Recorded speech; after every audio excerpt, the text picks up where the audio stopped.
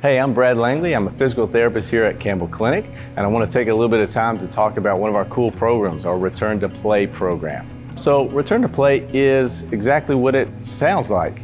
I'm coming off an injury. I had some kind of a gap in playing in my sport or whatever it is, and I need to get my body back to being ready to return to play.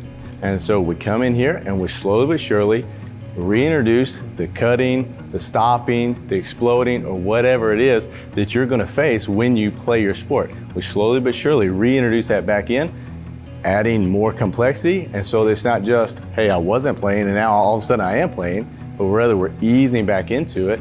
And that way we're ready to go back, lower risk of re-injury. I'm more confident. That's the biggest thing that we probably gained from our Return to Play program. And that you're ready to actually perform and be a contributor to your team as well. That's one of the coolest things about it, is that we're getting you ready to be the best that you can possibly be and lower your risk of re-injury. A few examples of some injuries that we see through our Return to Play program would be a simple ankle sprain. That's probably the most common injury that we see in athletics. And one of the things that happens when you sprain your ankle is you lose that dynamic neuromotor control. That'd be the fancy way of saying your balance, right? When we lose that, it puts us at a little bit of a risk for re-injury as we come back into play.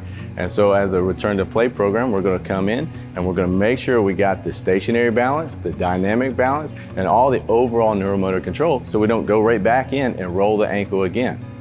The big one that we are all scared of is the ACL. The ACL is a huge issue when it comes to sports, and it's a long rehab process.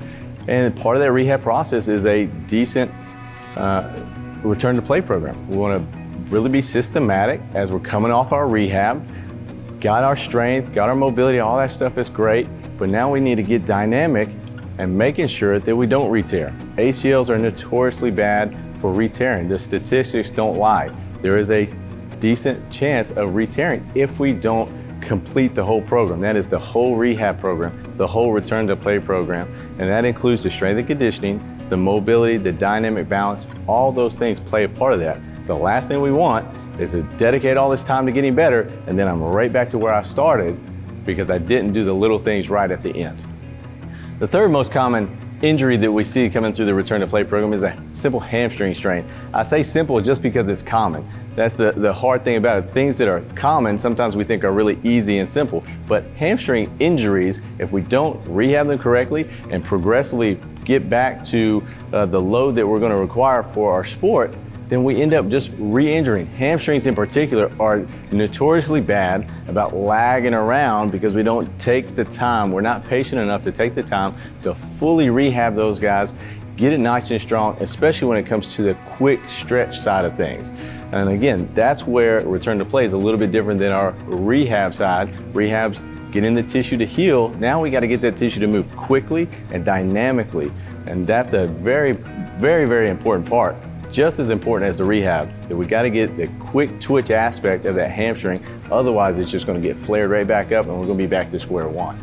Our Return to Play program is really designed to fill that gap in between I'm done with rehab, I've done the work as far as healing from my injury, I've gone back to my physician, he's given me the green light to, yes, you're good, the tissue's all healed up, you're ready to start working your way back to the field. It's going to feel a lot like you're back at practice, you're back in the weight room doing stuff in a team environment. We like to keep the groups small, but we're still in a group setting so you get that team atmosphere, and we're slowly but surely working our way back to the sport, making sure we're confident, our body's truly ready to step on the field and be a productive member of the team again.